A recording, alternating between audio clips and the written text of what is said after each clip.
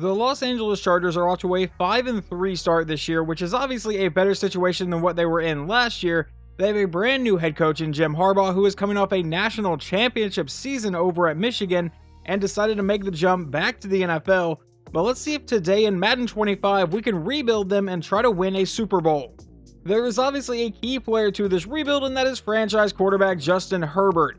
He is going to start this as an 83 overall with a superstar dev trait, but I still think there is plenty of time to turn him into one of the highest rated quarterbacks in the league. But I honestly don't know how much he's going to be able to do in this season, because our wide receiver 1 is going to be rookie receiver Ladd McConkey out of Georgia, a 77 overall with a hidden dev trait. Hopefully we can develop him into a solid target for us. We do have Rashawn Slater at left tackle. We have Zion Johnson at left guard, but he's only a 74 overall. Our center is not that great. Our right guard is not that great, but we do have Joe Alt, our first round pick at right tackle, as an 82 overall hidden dev trait. Now, if you are a Chargers fan, you're going to probably notice a change over here on defense. I brought back JC Jackson. I understand it's not going to be a very popular move among Chargers fans, but just kind of keep in mind you're not paying him near as much as you paid him the first time. But I brought him back to be our second corner just because the other one was either going to be Fulton at a 75 or Taylor at a 72. I really wasn't comfortable with either one of them this season. We are definitely going to need to improve middle linebacker. Khalil Mack is getting old, a 90 overall superstar dev trait. About the midway point of the season, if we are really not performing well, he may be a trade piece to a team that is trying to win the Super Bowl this season. But the obvious key points of this defense are Joey Bosa and Derwin James. I was a little bit disappointed opening up this prospect board for the first time because there are a couple positions of need up here. Like, our defensive ends are not that great, but I don't think they're super important in a 3-4 defense like this one is, because obviously when you're going after the quarterback, you're using Joey Bosa and Khalil Mack right now. So we may look for an outside linebacker. Roy Felton is projected to go in the top 5. But really what I was looking for here is interior offensive linemen and wide receivers. And the highest rated receiver is Avery Gray. Do we have any other guys projected to go in the first round? There are a couple more, Roy Westbrook and Roy McLean. We'll obviously scout all of these guys and hopefully figure out a little bit about them before the draft. But our first game of this rebuild does result in a win, 22-17 over the Las Vegas Raiders. And it looks like Herbert threw for 257 and a touchdown, and Gardner Minshew threw a couple interceptions to our defense, which is really nice to see. So hopefully our defense can make some plays this season. But I'm going to go ahead and jump a few games later now. Following that, we would win against the Carolina Panthers, which is not really much of an accomplishment this season. But then we lose to Pittsburgh 17-27 and Kansas City 17-35. We're now going into our bye week, and let's see how everyone's playing so far. At this point of the season, Herbert has 5 touchdowns to 2 interceptions, but a 59% completion percentage, which is actually kind of low for this game, at least for the top-rated quarterbacks. Running the ball, J.K. Dobbins has 186 yards and 3 touchdowns. And then receiving, Ladd McConkey is our leading receiver, 20 catches for 224 yards and a touchdown. The only one with more than 1 right now, though, is wide receiver DJ Chark, who has so far caught 2. The bye week would apparently do us a bit of good because we are now on a 3-game winning streak, defeating Denver 28-24, Arizona 42-3, and then we beat the Saints 31-25. So we are currently sitting at 5-2. This is the trade deadline week, but because we are still competing for the AFC, we have a solid record. I am not going to be selling at the deadline here. And now that we're about halfway through the season, Herbert has 12 touchdowns and 6 interceptions. On the ground, Dobbins has 6 touchdowns and about 400 yards rushing. And then receiving, Ladd McConkey, still our leading receiver with 434 yards and 2 touchdowns. Josh Palmer has a couple, Will Disley has a couple, and DJ Chark's up to 4 receiving touchdowns. And I don't see Quentin Johnston up here anywhere, so maybe we are going to be trading at least one player.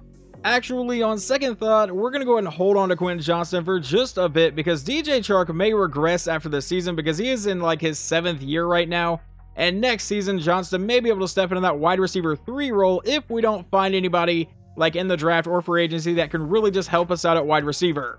And our winning streak would actually stay alive for a couple more games this season. We got the win over Cleveland 17-13, then we defeated the Titans 38-20, but unfortunately lost to Cincinnati 35-37. But I still feel like we're in a really good spot here in the AFC. Obviously, this next game we're going to be in week 12 is a massive one as we take on the 9-2 Baltimore Ravens. But currently we are 11th in offensive points per game and we are 7th in defensive points per game. And right now, we are sitting at 2nd in the AFC West, right behind Kansas City, who also has an 8-2 record. One of our contracts that I would absolutely love to be able to handle before going into the offseason is defensive back Asante Samuel, so we'll offer him this 5-year deal. Will he take that? Yes, he will. If you guys have seen any of my other rebuilds, you guys know that I don't really like to worry about kicker and punter for the most part of the entire rebuild. So we're going to offer J.K. Scott, our punter, a 3-year offer, and he is going to be coming back as well. Next up is running back J.K. Dobbins. I'll offer him a 4-year deal. He's only 25 years old, 84 overall with a star depth chart, and he will be re-signing as well. As you guys saw, our next opponent was the Baltimore Ravens, and we apparently handled business in that game by a final score of 31-15. Justin Herbert goes for 2 touchdowns and 1 interception, and J.K. Dobbins against his former team runs in for 2 touchdowns. We would also end up winning our very next game against the Atlanta Falcons by a final score of 35-20, but this game is absolutely massive. The 9-3 Los Angeles Chargers against the 10-2 Kansas City Chiefs. Let's go ahead and jump to the next week and see if we can't somehow pull off a victory here in this game, and we lose 31-10. Alright, probably just going to go right to the end of the regular season now. And from that point, here's how the rest of the regular season went. We defeated Tampa Bay 24-21, lost to Denver 17-20, but then we came back to win back-to-back games against the Patriots and the Raiders, so we finished with a 12-5 record, and obviously that does get us into the playoffs. I kind of wish Justin Herbert had taken care of the ball a little bit more this season. 3,600 yards, 30 touchdowns, but 15 interceptions. Running the ball, J.K. Dobbins goes for 950 yards and 13 scores. And receiving, Ladd McConkey, 962 yards and 4 touchdowns. Will Disley got 4. Josh Palmer caught 7. DJ Chark got 7. And then Dobbins and Hurst both came away with 4. Now let's see what happened over on defense. Deion Henley led our team in tackles with 152. Khalil Mack got 15 sacks. Alright, maybe we should bring him back if the contract is right. And Joey Bosa came away with 10. Interceptions, Henley got 5, along with Derwin James getting 5, and Asante Samuel came away with 4. The New York Jets apparently win the AFC East in this universe, as they are our very first opponent here in the playoffs. We are coming in with the number 25 offense in points per game, but the number 5 defense. So obviously our defense has been really good this year. If you have never seen any of my rebuilds before, the way I handle playoff games is I will go in and super sim them. If it is a close game near the end or an interesting finish or whatever, we will jump in and watch it. But other than that, I just jump right to the end of the game. We come in as the 5 seed and get to take on the 4 seeded Jets. So let's see how we do in the first season of this rebuild. I do want to add, I understand this game looks a lot closer than it actually was. The final score is 31-24. We do win in the wildcard round, but the Jets scored a touchdown with 20 seconds to go and then failed to get the onside kick in simulation. So that is how we got here with a 7-point victory. However, we now get to take on the team that has beaten us both times this year, and neither game was exactly close. We lost the first matchup 35-17, and the next matchup was 31-10. But let's go into Kansas City and see if we can't pull off some sort of upset against the 1-seeded Chiefs. Well, we do get to jump in at the end of this game. We're down by 3 with 19 seconds to go. And we have exactly 0 timeouts, so we're going to need a miracle to stay alive in this season. Herbert's back in a shotgun set. He will obviously look to pass. Stay in the pocket. Now he's going to step up, and he stops to throw and will ultimately throw this one away. 12 seconds remaining. We need to get into field goal range for kicker Cameron Dicker, but I honestly don't know if we're going to have enough time to get into field goal range. I think we're going to have to win on essentially a Hail Mary.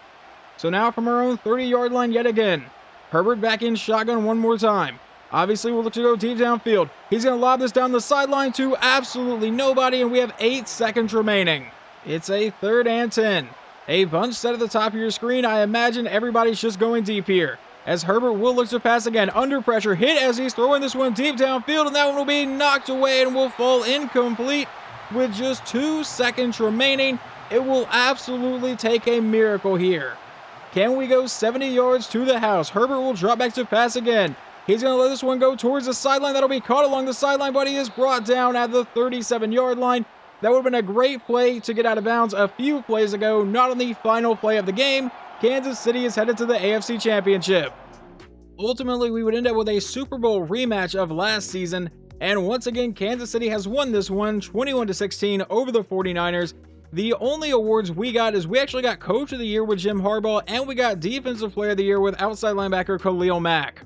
We now move on to our first offseason of this rebuild, and the first thing we get to do is accept the 5th-year option on Zion Johnson, and I'm definitely going to be doing that. I don't think Khalil Mack wants a ton of money here. It's about a $10 million contract, but he does have very, very little interest in coming back here. So we'll offer this deal, but if not, yeah, he's not going to re-sign. So we will be looking for a new outside linebacker.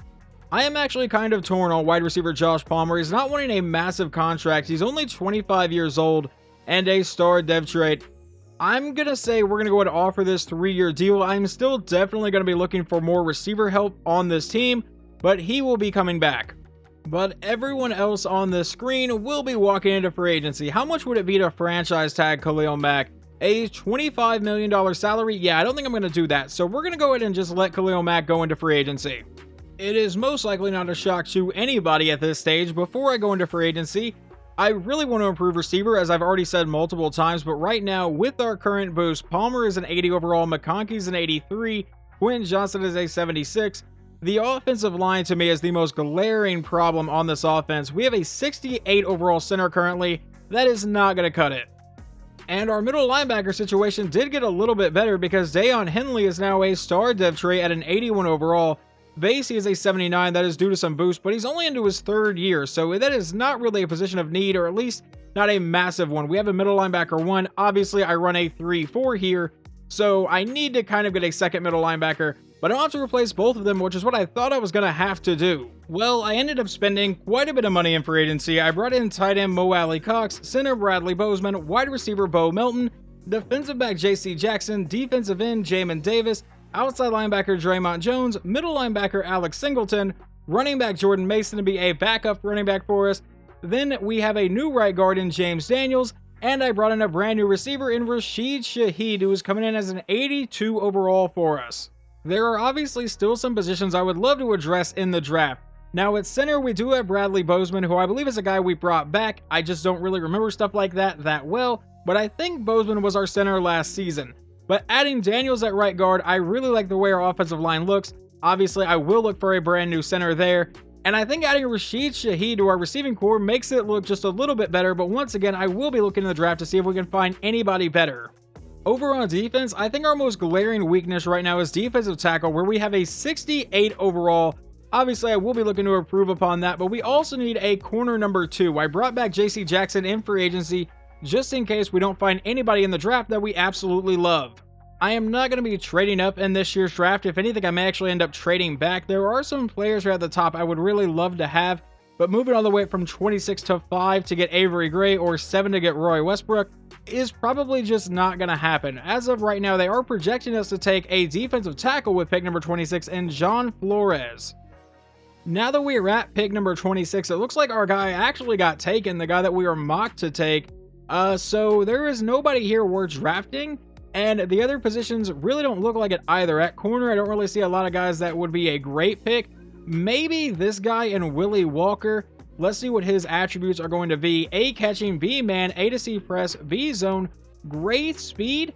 We may end up taking Willie Walker. The only other guy I'm really considering here is wide receiver Will Rivers out of Texas A&M. The C awareness does kind of concern me, but he has A catch in traffic, A spectacular catch, B short route, D medium route, B deep route, and then B release, A carrying. It's really between him and a Walker, but I honestly think we need corners a little bit more than we need wide receivers.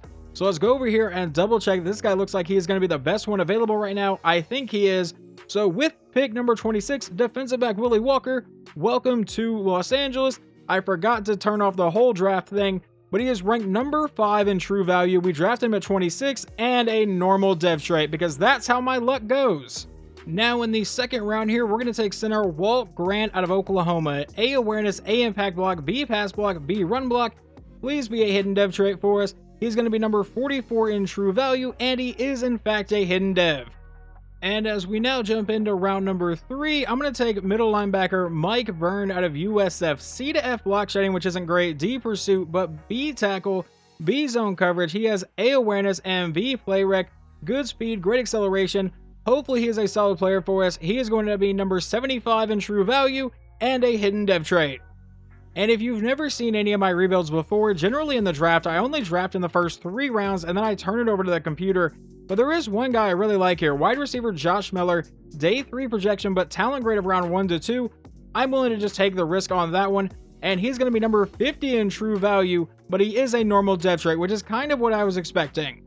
Looking at the draft recap, we ended up with a 76 overall corner, a 73 overall center, a 71 overall middle linebacker, a 71 overall receiver, and then from there the computer would take over to get a 67 overall safety, a 66 overall safety, a 63 overall defensive tackle, and a 59 overall tight end. That is just absolutely awful there at the end. Let's see who the best player in the draft was and see if I absolutely passed up on him. And this was not a very highly rated draft, which I kind of realized at one point, but Avery Gray, a 77 overall, ends up being the highest overall player in the draft. Willie Walker is tied for second with Steve Colvin. Now, I obviously did not get a chance to draft Colvin because he went at number 20, but is he going to be a hidden depth trait? Yes, he is. So he obviously would have been the better pick over Willie Walker, but there's really nothing I can kind of do about that at this point. So here is going to be your starting offense for the second season of this rebuild. We obviously added Grant at center. We added wide receiver Rashid Shaheed. We also drafted Miller, but he's not probably going to get much playing time this season. Really, the only thing I'm sad we didn't really address was tight end, because we still have Will Dissly, who's only a 76 overall. Now, I also signed several people along the defensive line to go in. I did sign Samson Ebukam just to move him over to defensive tackle. He's a 76 overall at both, just because if we didn't go with him, it was going to be a 70 overall in Lawrence, and I really did not want to do that. And then also, we did not replace Khalil Mack, so this guy that I'm not going to try to pronounce his name will be our starting right outside linebacker this season. And it looks like it actually cut Alex Singleton after the preseason, so Byrne will be our linebacker number 2. And a few games into the season, it looks like we might be sellers at this year's deadline, because right now we're 0-4. 3 of these have only been by 1 score, and then we lost to Denver by 10. But this is not the start of the year I had in mind. Quarterback Justin Herbert does have over 1,000 yards, 7 touchdowns, and 3 interceptions. On the ground, J.K. Dobbins has 193 yards and 2 scores. And then receiving right now, Ladd McConkey is our leading receiver with 278 yards and 2 touchdowns. Shaheed has a couple touchdowns, and Josh Palmer has a couple touchdowns.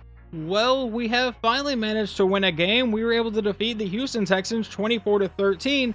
But aside from that, we have lost every other game this season, which puts us at 1-7 as we head into the trade deadline. And yeah, I think we need to make some moves here. The very first trade we are making here is going to be trading wide receiver Quentin Johnston and a 6th round pick over to the Cleveland Browns in exchange for a 3rd round pick in the upcoming draft. And the next trade is right guard Trey Pipkins and a 5th and a 7th round pick. Now the 7th round pick is not in the next draft, but the draft following this one. And in exchange, we get a 2nd round pick from Jacksonville. Now the big one that I'm considering trading is outside linebacker Joey Bosa, an 88 overall, 30 years old. He is in a contract season, so we're going to have to pay him relatively soon, and I'm really curious what we could actually get in a trade package for him this season. And on top of us needing to pay him after this season, he does not have a ton of interest in coming back, so I think it's going to be better just to try to trade him away and see if we can't get like a 1st and a 2nd round pick. We are going to do some slight trade negotiation here. The first offer I'm going to ask for is their first 3 round picks and a 1st rounder for next year. I highly doubt there's any way they take this. Yeah, so let's go ahead and take off the 1st round pick, and I'm just going to slowly take away stuff. How about just for a 1st and a 2nd round pick, Washington, you get Joey Bosa? And no, they're not willing to do that. All right, how about we throw in one of our newly acquired 3rd round picks for this year? And will they take that? No, they will not. They want a little bit more. I guess let's go down here. We'll throw in like a 2027 4th round pick. I'm not going to trade it for anything less than a 1st. And I'm really thinking we may just have to trade him straight up for like a 1st and a 3rd possibly. See if they're just going to take that. Just straight up Joey Bosa to Washington for a 1st and a 3rd round pick as we blow up the defense. And no, they're not going to take that either. What about just their 1st round pick? Will they take that? No, they're not even going to take just that. All right, how about that? And I mean, we don't have much negotiation power if I want to play this realistically, because I know his contract is expiring. How about we throw in a 3rd rounder in the next couple years, and that trade is now done. So we are awful this year. We have traded away several players, but now we have a couple 1st round picks and a couple 2nd round picks. And while we are here, let's just offer this 3-year contract to Rashawn Slater. Please come back, and yes, he will re-sign. I do apologize to Chargers fans for having to blow this team up, but clearly with a 1-7 start, we're going to need a lot more help than just a couple like backup players like Quentin Johnston. and then the right guard that we traded. And obviously losing Joey Bosa is going to really suck, but it's not like we can get much worse. And then of course, after I make that trade and essentially just try to tank for the rest of the season, we're now currently on a 3-game win streak. So if we can keep that up, great, but I would honestly love to just get a better draft pick because I don't think we're going to do much in the playoffs in this season. From there, we just go to the end of the regular season where we had a 1-7 start but finished the year 6-11. Where were we in offensive points per game? We were ranked number 21, but in defensive points per game, we were ranked number 10. So maybe trading Joey Bosa wasn't the exact move I should have made, but you know, we need to build for the future a bit, I think. Herbert once again throws 15 interceptions on the season and does not hit 4,000 yards. J.K. Dobbins runs for 892 yards and 9 touchdowns. And then receiving, Rashid Shaheed was our leading receiver with 987 yards and 7 scores. Ladd McConkey also caught 7 touchdowns. Josh Palmer got 5, Disley got 4, and Romeo James, a rookie tight end, caught 1. And it looks like Jordan Mason, our backup running back, actually ended up catching 3 on the season. Deion Henley led the team in tackles with 114. And then in sacks, we got not a lot. Ebukam led the team with 6.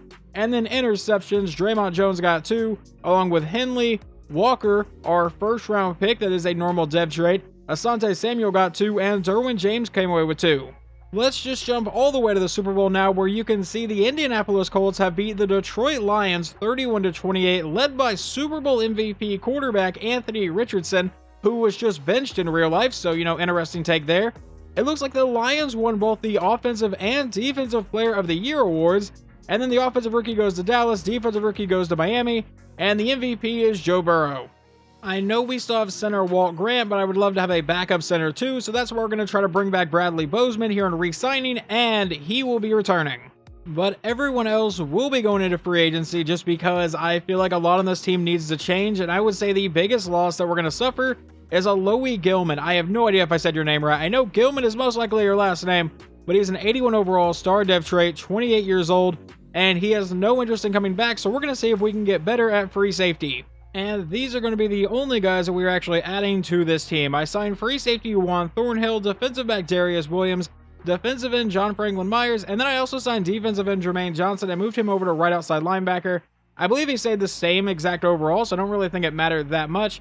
The only big name that I really missed out on that I really went after, and I need to actually sort over here, I guess, by tight end, is Mark Andrews. He ended up going to the other LA team, but I did really try to bring him in. Going into this NFL draft, there is a receiver expected to go number 1 overall, so hopefully he's really good for the Saints.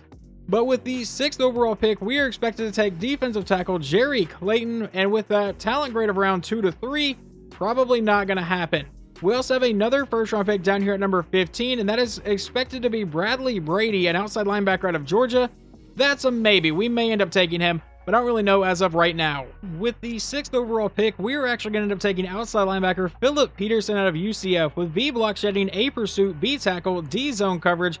Not really what our linebackers do. Great speed, great acceleration. I'm excited to get this guy in, so hopefully he is really good for us. Number 10 in true value, we drafted him at number 6, and he is going to be a hidden dev trait. Now, unfortunately, as we go to pick number 15, there was a defensive tackle that I really wanted here, and it is not Jerry Clayton because of that talent grade. It looks like he went at pick number 13 to Atlanta. It was Spencer Patterson. Now, if I can remember to do it, I want to go back and see exactly how good he was, because I was really wanting him with this pick. And I think what we're going to do here with the 15th pick, instead of drafting somebody, we're actually going to trade it to the Houston Texans. We pick up a first-round pick later in this round, and we pick up a second-round pick in this draft. So we're going to go ahead and make that trade. And with that 29th pick, we're going to trade it again. This time we're going to trade with Miami, pick up a first-rounder for the next draft, and a third-rounder this year. The reason I'm trading out of the first round here is because none of these guys really are at positions of need where we really need the help. And now with the second round pick that we have at pick number 6, we're going to trade with the San Francisco 49ers and pick up another first rounder for the next draft. Now I understand this one's probably going to end up being a late first round pick, but that would give us 3 first round picks in the next draft, and I don't think I'm going to be able to rebuild what I have done to this team in just this offseason anyway. But don't freak out too bad, because we still have 2 second round picks in this draft. The first one at pick number 18, we're going to take defensive tackle Eduardo Estrada. Now, I understand this is probably going to end up being a reach, but we really need defensive tackles. He has B awareness, C block shedding, but A play rec and A power move. The C tackle is a little bit concerning and solid strength, but he's also one of the fastest, actually the fastest defensive tackle in the class. So welcome to Los Angeles, and he is number 67 in true value and a hidden dev trait. And just a handful of picks later at pick number 29 here in the second round, I'm looking at tight end Davante Goddard out of Alabama. A to C catch in traffic, A catching, B to D deep route, not really that much of a concern. He is more of a possession tight end, which is a scheme fit for us, and A run block. What is his speed? That is listed as great with poor acceleration, ran a 4.62 and a 4.61. Either way, Davante Goddard, you are now going to be a Los Angeles Charger, number 32 in true value, but a normal dev trait, unfortunately. We are now reaching the point of the draft where I'm really just trying to take a risk on some guys and see if they are going to be a solid player for us. And in the third round with pick number 6, I'm looking at safety Oscar McDaniels out of West Georgia, B hit power, B tackle. The C to F man and zone coverage is a little bit concerning, but he is a run support safety, which is a scheme fit for us, and he's one of these fastest safeties in the class with a, let's see, B block shedding, C play rec, C pursuit, B hit power, and B tackle. So Oscar McDaniels, you are officially a Charger, and you are going to be 117 in true value, definitely a reach from me, and a normal dev trait, not good. And then just a few picks later at pick number 12 here in the third round, we're going to take defensive back Randall Hamilton out of Louisville, C catching, C man coverage, good speed, great acceleration, and hopefully he can develop into something for us. Please be a solid player, 91 in true value, and another normal dev trait. All right, so this is not going well right now. This rebuild may be a little bit longer than I thought.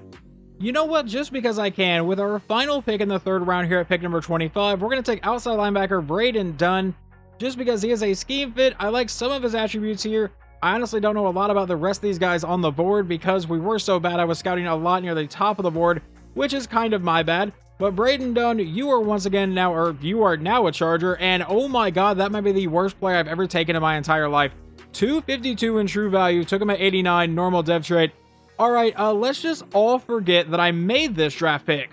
Let's now see how good this class was. We got a 76 overall outside linebacker, which is really good, a 72 overall defensive tackle, a 74 overall tight end, a 68 overall safety, not my best selection, a 70 overall corner, and then Braden Dunn, a 64 overall outside linebacker. Yeah, not my best draft pick. Actually, this year it is the team's worst draft pick. We got a 67 overall corner, a 69 overall corner, a 68 overall running back, and a 67 overall defensive end. Now let's go see who the best player in the draft was and see if I completely passed up on them. No, I did not, because the best player seems to be an 82 overall receiver. That was the number 1 overall selection. We did pass up on an 80 overall guard, but I want to see how good that other defensive tackle that I was really kind of wanting ended up being, and that would be Spencer Patterson, who went 13th overall to the Atlanta Falcons, and he is a 77 overall, but a normal dev trait, so I probably would have been upset with that. I'm going to be real honest with you guys here. I honestly expected this rebuild to be about a 3-year rebuild. I went into today thinking I'll just do a shorter rebuild, but then I ultimately had to blow up the team, and I feel like a 3-year time frame, whenever you do that in the second year, is not really, doable. So here is your starting offense for season 3, and most likely not our final season of this rebuild. But either way, we have Justin Herbert up to a 94 overall superstar dev trait quarterback. We will be starting Goddard over at tight end over Will Disley, just because they're the same overall, and I would rather try to get this guy developed just a little bit more. And this defense doesn't even look recognizable from the start of this rebuild because we have gotten rid of Khalil Mack, Joey Bosa, we've gotten rid of Gilman, and really all we have left from the start of this is Henley, Derwin James, and Asante Samuel Jr. I believe that is about it, at least for the starters. But we do get off to a really good start here in Season 3 with a 42-38 victory over the San Francisco 49ers, so the offense apparently looked very good. I will say, though, the 49ers quarterback is no longer Brock Purdy. In free agency, he actually signed with Denver, so their new starting quarterback is Kenny Pickett, who in his debut for the Niners went for 4 touchdowns and 2 interceptions, but Herbert had a pretty solid day as well. But now we're going to go a few more games into the year. Well, following the Week 1 victory, we would lose back-to-back games by 1 point apiece at Kansas City and then a home game against the Rams. But since then, we are on a 3-game win streak, so after 6 games into the season, we are sitting at 4-2. And it still looks like Justin Herbert is throwing a bit of interceptions because right now we've played 6 games and he has 6 picks, but he also has 13 touchdowns and 1,500 yards. Running the ball, J.K. Dobbins is about 400 yards and 4 touchdowns. And receiving, Josh Palmer has actually been our leading receiver this year with 420 yards and 5 touchdowns. Ladd McConkey has caught 4. And our rookie Devontae Goddard at tight end has caught 3 so far. Rashid Shaheed only has 1 at this point. We do have at least one massive contract coming up, and that is safety Derwin James. For some reason, he's listed as a trade target. I am definitely not going to be trading him as long as he takes this 3-year offer, and he will be returning. However, we also have Dayon Henley, who is an 82 overall with a superstar dev trait right now. We're going to up his offer just a bit because he does not have a lot of interest in coming back here. So how about a player-friendly deal? I'm starting to like the offer, but I'm unsure if this team gets me the future I'm looking for. Awesome! I have now simulated to the next week because I want to try to get this contract done. We're going to up his money just a bit. Only 26 years old, still a superstar dev trait. I'll go ahead and up that up to an $8 million bonus on a 4-year contract. And I was looking for a better fit, but I'll reconsider with more offers like this. Alright, so I have to offer him even more money next time. Just so you guys get a quick recap of the last couple games, we lost to Denver 31-28, and then we beat Seattle 32-26. So now we're in week 9. Which is officially the trade deadline week. We're sitting at 5-3. We have the number 6 offensive points per game, the number 17 defensive points per game.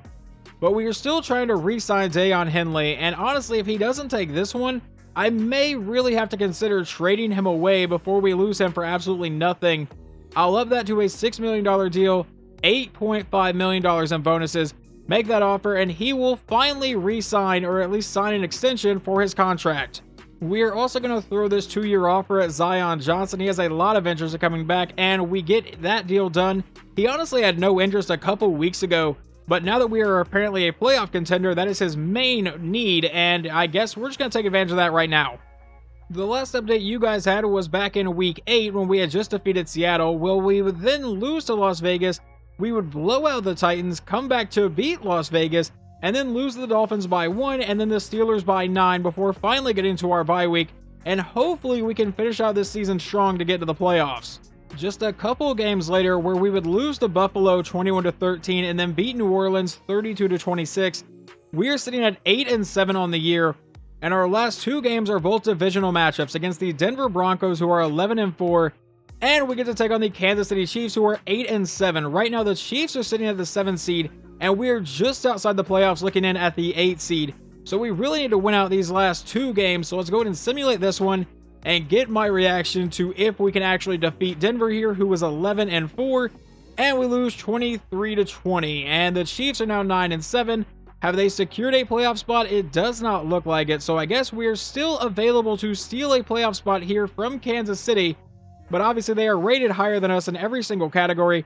Actually, on offense, we're both 92, so I don't know why theirs is green over there, but whatever. Simulate this game and see if we can manage to make the NFL playoffs here in Season 3 of this rebuild. Season 1, we were 12-5, and obviously I had to blow up the team last season just to kind of make some space. And we finished the year 8-9 and will completely miss the playoffs despite having the 13th highest scoring offense in the league. But Herbert did play a lot better this season. 4,500 yards, 32 touchdowns to 12 interceptions. On the ground, Dobbins ran for 953 and 12 scores. Jordan Mason also got 7 rushing touchdowns. And then receiving, Josh Palmer had one hell of a year. 1,300 yards and 14 touchdowns. Ladd McConkey finally over 1,000 yards and 4 scores. Shaheed got 6. Devontae Goddard came away with 5 and 867 yards, 84 catches. He might win Rookie of the Year. I'm not going to guarantee that right now, though. And then what about defense? How do we do over there? Henley led the team in tackles with 125. Byrne was second with 100. Did we get a bunch of sacks this year? Philip Peterson, our rookie defensive end, rookie outside linebacker, came away with 7. John Franklin Myers got 7. And our rookie defensive tackle came away with 7, Eduardo Estrada. So our rookies actually came up pretty big for us. And then interceptions, Derwin James got 4 on the season. And this year's Super Bowl ends up going to the Green Bay Packers 35-28 over Jacksonville, led by Super Bowl MVP quarterback Jordan Love. And unfortunately on the side of the screen, we did not win Offensive or Defensive Rookie of the Year, which really does suck because I really thought we'd get at least one of those. I believe the only move we are going to make in re-signing is going to be accepting the 5th-year option on Joe Alt, just because that's obviously one we can actually afford to do. We only have $7.9 million in cap, so obviously the rest of these guys are going to have to walk. We honestly might be setting this team up to be in cap hell right now, because currently we still have $44 million in cap, but the rookie reserve is $28.8 million because we have so many first-round picks this year. But if I restructure Justin Herbert's contract, it will push it back a couple years, but in 2028, we are expected to have $1.1 million in cap. So I guess I'm kind of running this team like the New Orleans Saints and just pushing everything down the road, but that's what I'm going to do with Justin Herbert, so hopefully we actually have some cap space this offseason. And as soon as I load into free agency, I see Aiden Hutchinson sitting here at 99 overall, superstar X Factor that is also a scheme fit with us. Obviously would be a great player to add. We kind of have the cap space as of right now, but I think that would really screw our team for the future. So if I can't find anyone else, I may come back to Aiden, but don't get your hopes up on him. Obviously, a guy of Aiden Hutchinson's caliber would be amazing to add to this team, but there are some other holes we need to fill, like right guard, who is currently a 57 overall. I don't really think that's going to fly to make a playoff push, let alone win a Super Bowl. And then over on the defensive side, yes, we do need a defensive end, and Deion Henley is now at Superstar X Factor. I do like to see that. Derwin James up to an X Factor as well. But we do need a new free safety because Bolden was a guy I drafted last year at corner, moved him over to safety. He's apparently developed okay, but I would like to get a lot better there. But during the last draft, I made several trades to pick up a few first-round picks in this year.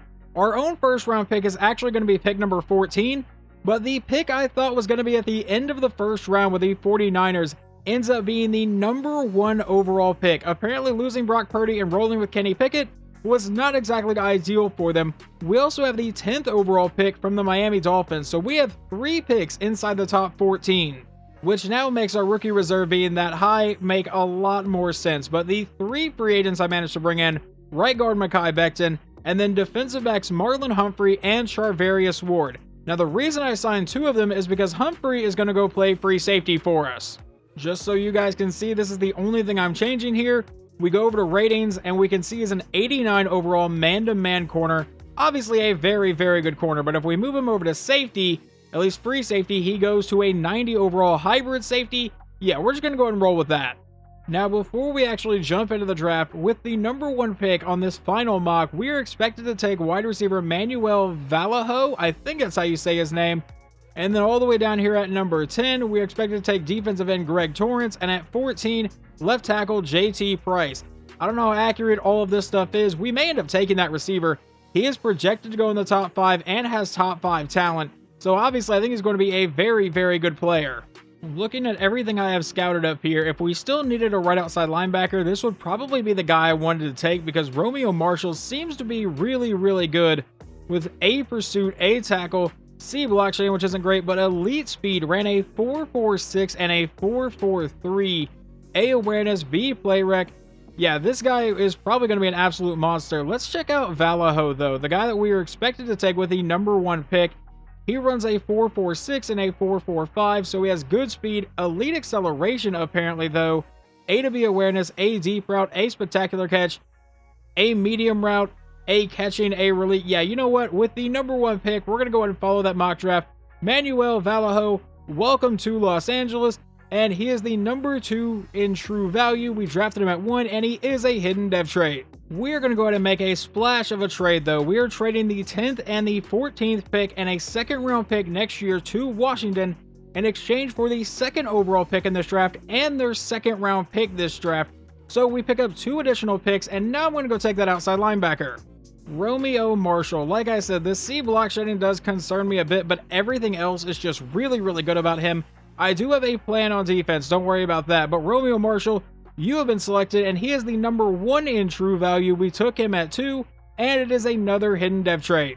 Jumping all the way to our next pick in the 2nd round at pick number 2 that we just acquired, there's still 2 guys on the board with top 5 talent, and we're going to go ahead and take one of them, Deontay Brooks, because if he's a solid player, I can actually take Marlon Humphrey and move him back to corner and start this guy, and he is going to be number 4 in true value, drafted him at number 34, another hidden dev trait.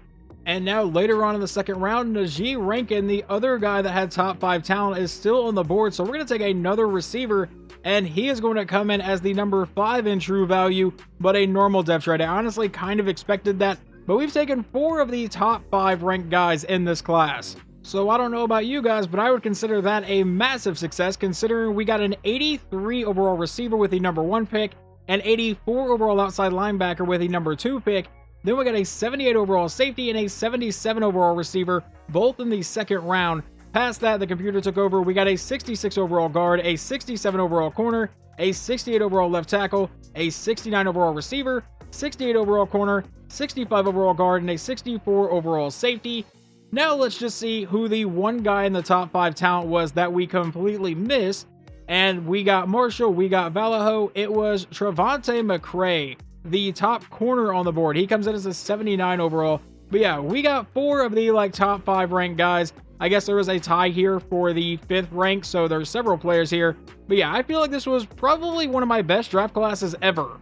And I told you guys that I had a plan on defense whenever I took the outside linebacker, even though we already have Jermaine Johnson. Well, here's going to be the plan. We're going to go back into Jermaine Johnson, who the last time I signed him, I went in and changed him from a defensive end to an outside linebacker.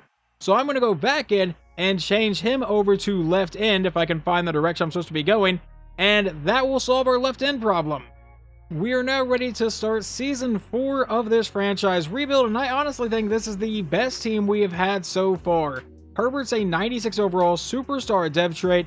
We have a solid running back room. Our receiver room looks really good with an 89 overall Lad McConkey, an 84 overall rookie Vallejo.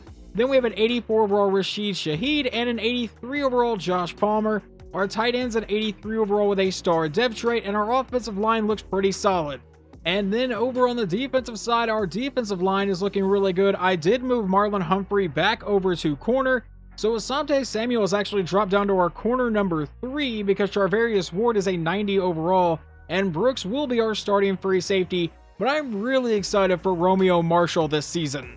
Jumping ahead to our bye week, which is week 8 this season, we are 5-2 right now. Our only losses were by 3 to the Ravens and by 3 to the Raiders. Justin Herbert, as of right now, has 15 touchdowns to 5 interceptions. J.K. Dobbins has ran for a couple touchdowns, and then receiving Lad McConkey is our leading receiver. Shaheed is playing well, Goddard is playing well, and Vallejo does have 4 touchdowns this year.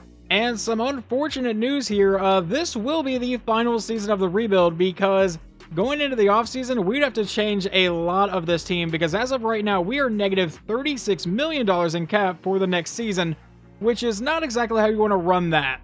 So with that being said, hopefully this is the season we can finally get back to the playoffs since season 1 and actually make a run for a Super Bowl.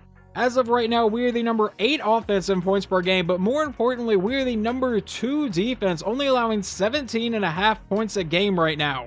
Okay, I honestly have no idea what's going on with this team. We have simulated all the way to week 13 now, but let's take a look at this schedule. We were 5-2, but apparently our bye week completely destroyed this team because now we have lost 4 games in a row, and I honestly don't know if we're going to be able to make the playoffs with a 92 overall team. Sometimes I just absolutely hate Madden simulation. Alright, well apparently shit-talking the team kind of worked here because after we lost those few games in a row, and I went ahead and gave you guys an update, we have now won 3 in a row. So now we just have at the Chiefs, at the Bears, and the Vikings to try to make a playoff push. Let's see where we currently are in the standings right now. We are still the 9th offensive points per game and the 5th defensive points per game. And as of right now, we are the 6th seed, so as long as we don't completely collapse and lose these last 3 games, we should be good. Well guys, it's going to be a close finish to make the playoffs here. Following that game, we would actually get our first win over Kansas City, I believe, in this entire rebuild. I don't think we had beaten them in any of the first 3 seasons, but then we would lose to Chicago 31-35. So let's go figure out where we are in the playoff standings right now. Hopefully we're still in a good spot to make the playoffs. We are still sitting at the 6th seed, but we have not secured a playoff spot just yet. I believe if we win, we would be in. So let's hopefully be able to beat the Minnesota Vikings here in the final regular season game of the year. And hopefully the rebuild doesn't end with, 3 straight years of missing the playoffs entirely. And this is taking a while to simulate, and I am honestly kind of terrified here. Can we please just get into the playoffs, guys? This is taking forever to simulate. It never takes this long to simulate. but we do manage to beat the Vikings 28-26, and we have managed to sneak into the playoffs to get to take on the Buffalo Bills. And Herbert actually had a really good year, probably his best year in this entire rebuild so far. 4,500 yards, 36 touchdowns to 9 interceptions. Running the ball, J.K. Dobbins goes over 1,000 yards and gets 9 scores. And then receiving, Ladd McConkey, 1,200 yards and 11 touchdowns. Goddard, our tight end, got 984 and 7. And our rookie receiver came away with 800 yards and 9 touchdowns. Rashid Shaheed got 7. Dobbins caught 1. And Noah Gray, our backup tight end, caught 1. Over on defense, Henley led the team in tackles and sacks. Eduardo Estrada came away with 12. And Jermaine Johnson got 11. And with interceptions, Henley got 2. And Marlon Humphrey came away with 2. And now here is your playoff bracket for this season. Obviously, our first round matchup, we travel to Buffalo to take on the Bills. Before we actually go into this game, just in case it is our final game of this rebuild, I do want to show you guys what the team looks like right now. Currently, with all of the boosts, Justin Herbert is a 99 overall, and Vallejo is a 90 overall receiver with a Superstar X Factor. Now let's go see if the other guy is also Superstar X Factor. And Romeo Marshall definitely is a 90 overall as well with a Superstar X Factor dev trait. And this one ended up being a 10-point game by a final score of 17-7. So we got here with a win, and we'll move on to the divisional round. We were not the only team to pull off, I would say, a pretty big upset. The NFC side looks to be pretty normal. It's the 1 seed against the 4 seed and the 2 seed against the 3. But our side, the 7 seed Indianapolis Colts took down the 2 seed Chiefs, so they will take on the 1 seed Titans, as we get to take on the 4 seed Steelers. We're now going to jump in on this game and see if we can't go ahead and just seal this game away. 2nd and 3 from the 9. Hand off to J.K. Dobbins, and that's going to set up a 3rd and 1, but should take us down to the 2-minute warning. Never mind, the Steelers would actually burn their 2nd timeout. So the clock would stop at 2:16 to play. Herbert goes under center. Dobbins is still the running back. So if we go back to him, he'll drop back to pass. A quick throw will be caught by our tight end, who will get brought down inside the 5, and they will burn that final timeout. With 2:12 to go in the game. A shotgun set with 2 running backs in the backfield. Herbert firing to the end zone, and he finds his man. Touchdown to Rashid Shaheed. However, Pittsburgh has quickly gotten downfield in simulation. They face a 2nd and 10 with 56 seconds to go from the Chargers' 10-yard line. He will drop back to pass. He's under a lot of pressure, and that is going to be the rookie getting the sack on the play, Romeo Marshall, to bring up a 3rd and 21.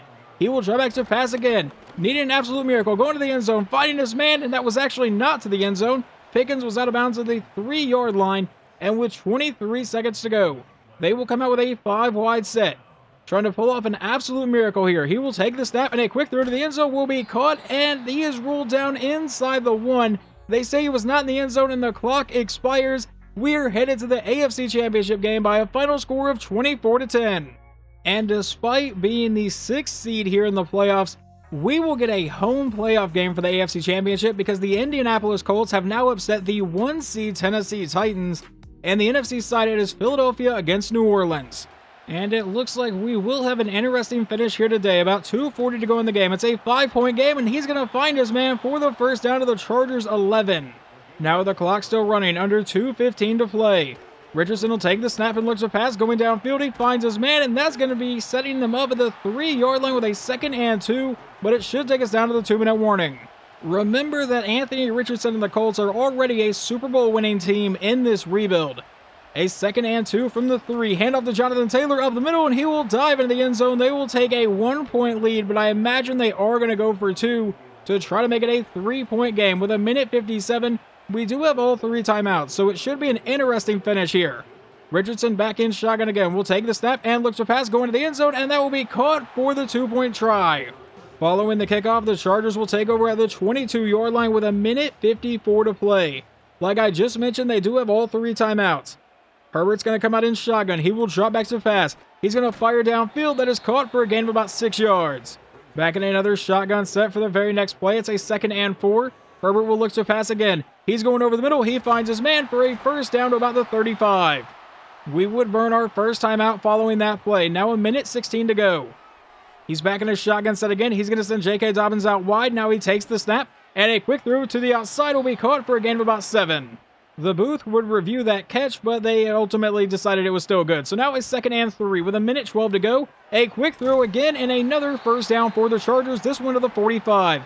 But now we're going to try to run a little bit of no-huddle offense.